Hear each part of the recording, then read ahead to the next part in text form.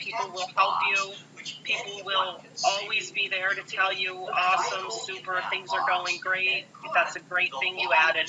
People are very willing to put things in here, like this video notes thing that Christopher added. So there's always people willing to share things and put stuff in that they found. So it's a really good site for that. This image and modify it also. What I'm going to do is put it on the next slide. Okay, and this is something we're really proud of, because when we did all of this, we turned people loose in this community, and you don't really know what's going to come up. But what percolates to the top when you do a word cloud based on words that are used the most often, the things that come up the most, because it's the largest, is students.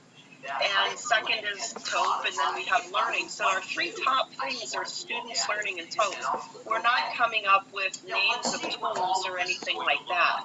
And we found this really important, because we want people to remember as they're doing this that you can't let the tools drive what you're doing in the class. You really have to let the learning and what kind of learning you want the students to do drive what you're doing in class and what tools you that are part of the lesson. I can point, click, and navigate to any topic. Now, this is the fourth phase of TOEP, and this actually, the registration deadline for people from these campuses is actually coming up. It's February 12th, so if anybody is from any of, and I have a bigger picture of it, which has the campus names. If anybody's from any of these campuses, you are not too late to join this round of TOEP. You can join. And also, I think it ends mid-April. So there's like an active period of TOEP, and then TOEP is available all year round. So in April, we still have the community, and we will always have the web page up, but there is like an active TOEP time frame. And basically, that is these colleges here that are TOEP members, they get a stipend for professional development funds to have a couple fellows. And these fellows are people that help you keep your recruitment going. So, like, say, I'm the one at Binghamton, which I'm not, somebody else is. But in Binghamton, we would send out an email saying, hey, any faculty interested in TOEP, we're going to have a demonstration or a little workshop. Would you like to come see it? So we do that to try to get increased membership. And there are prizes. Like, anytime you complete an activity, you get a badge. And then once you get all 5 badges, you get the mastery badge. So we do things that way, and then once you are actually having a mastery badge, you can actually join, you can actually get awards that are based on peer review. So like everybody in the community would say, I thought this person helped support others in the community the best, or I thought this person had the most engaging use of technology in anything I saw in the community. Cheri, I don't know if you saw the question. Cheryl asked, to whom do I direct this information so SUNY Cobleskill could join? We're coming to that. Oh, great. Thank you. Thank you. So I wanted to start with, how can I participate in TOEP? So if you're not a participating institution, you're welcome to complete the activities. But like I said, you're not going to be able to join our Google Plus community. And then if you are going to participate, here is the email. So it's toepsuny@gmail.com. You can also email me or Robin Sullivan at University of Buffalo, and I'll put my email in here. And we are just about ready to start collecting names for next time around. So, and that would probably start out again, like it starts out in like end of October we start, but because there's a lot of prep that needs to go into it. Like all the campuses need to get their fellows, and then all the fellows need to start recruiting people in your campus. And then we also have the fellows help us. Like they'll go over and they'll vet the information again. So like you might get assigned social networking, and you look over the social networking site, and maybe you feel that one of the things that we are using is not accurate anymore. Maybe it's an old program that's no longer available, and that's part of the job of the fellows to do some things like that. So we're trying to make it so that the campuses can all take part in sustaining it, and also it is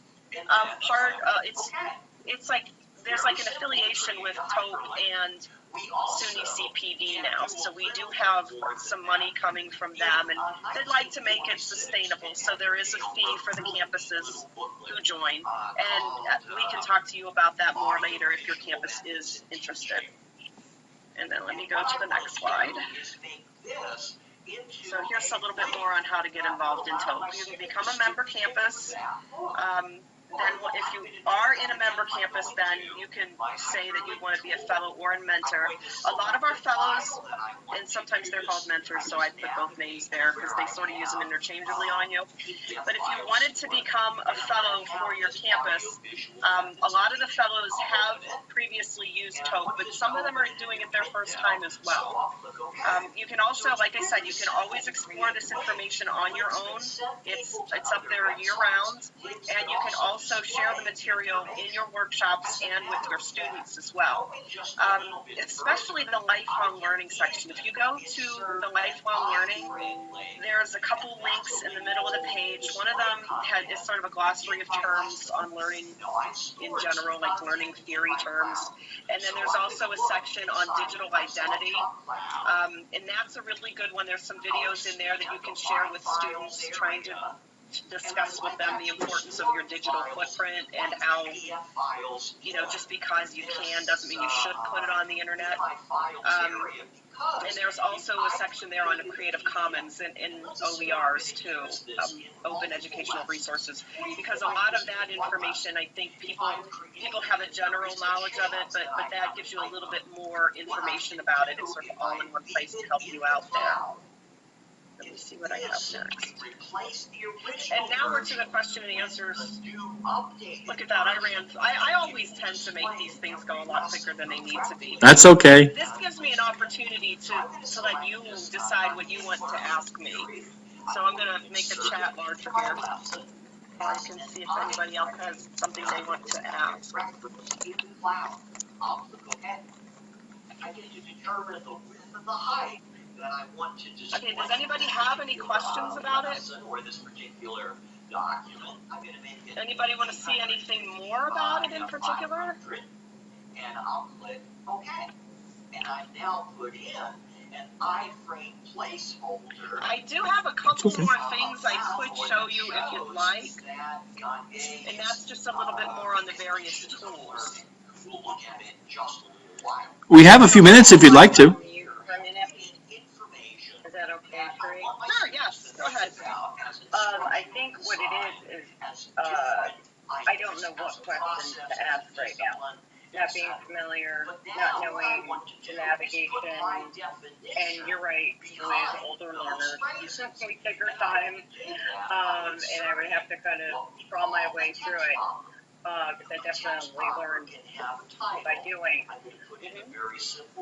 But would you be available after, like, when we leave today's conversation, and I start monkeying around this before classes, our classes don't resume until the 25th. So I have the week in between meetings next week to try this. Would you be available to us at that point? Or further comments or questions or sure, you can always email me, and if it's okay. I am the assistant director of TOPE, and the director is Robin Sullivan, who is out of the University of Buffalo, and she is finishing up a conference and spending some time in Hawaii right now. So we presented TOPE out there, and if it's something I can't help you with, I can definitely forward the information on to her. One of the things I can tell you about it is if you decide you want to do this on your campus, the fellows are very important because even though this is, everybody when they look at it, they're like, wow, this is really good information, but when it comes time to use it, it seems like there's a disconnect there where you really need to be motivated. Some people really like some campuses will have workshops where they're going to all get together. We're all going to get together and we're going to get through photo sharing this week, or we're going to get together and we're going to do citation management. So they'll do things like that to keep each other spurred on. Because that's part of the problem with when you're learning at a distance is you need to keep that community so that you feel like you have people counting on you and that you're part of a group that's progressing through this. And the community has some really good, great stuff, and I'd really like to see it grow and be available to more and more schools. My students to evaluate. I'm going to make this one really pretty simple. So yeah, you can just go ahead and let me know. And if you want, I can share this might take a while. I can share and actually go through tools of engagement with you, like the website, so that you can see more of it that way. Do you think that would help you get a better idea? Because I know sometimes, here, I'm going to stop sharing this. Well, I don't want to take away from everyone else, and I know we have a very tight schedule with the rest of it, with the remaining part of the afternoon. I honestly, I think if I just dove into it, now that I've written everything down, there's still things I take actual cursive notes. But I'll go in and I'll see what I can do. And but I like knowing that the training wheels, so to say, are there. Okay, yeah, great. And then if I can show my campus, hey, look, especially with the taxonomy changing, then maybe that's more relevant. We have middle states coming up. We can say, okay, we didn't do it before, and I'm on that committee. Now we can provide something new. At least show evidence in year 5 before they come back and do the whole audit again. Yeah. And then I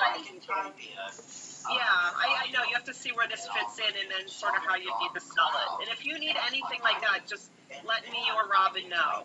Okay. I shall. I appreciate it. And you remember when I first started, I said, well, the Softshop Cloud is the world's first learning object repository. Does anybody else have any questions? Authoring solution for educators. I know that's a shameless ad, but I put it in, and then I add it to my list.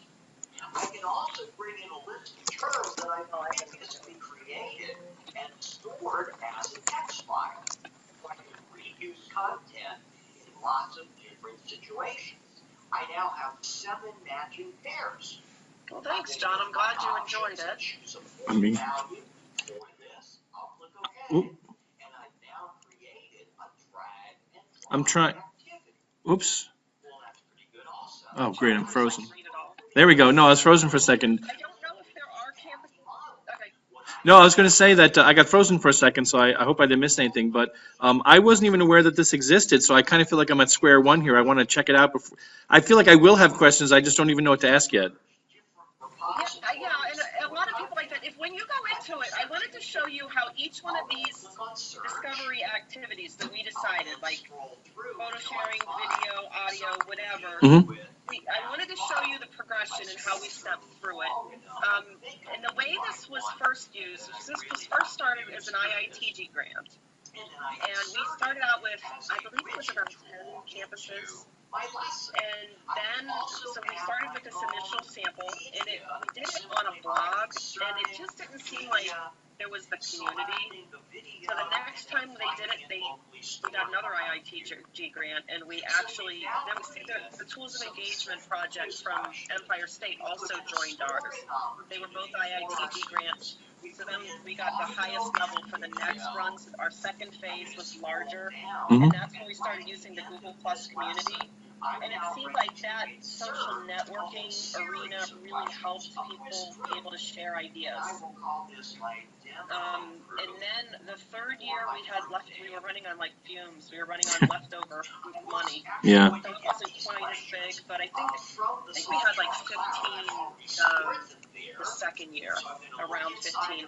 And then this year we have a lot more. But this year the campuses do pay a fee to join, and that's just to help with the budget from what SUNY CPD is paying. And it's mostly Robin and I, and then we have Chris Price at SUNY CPD helps us, and there's some people helping us over there from time to time, and we have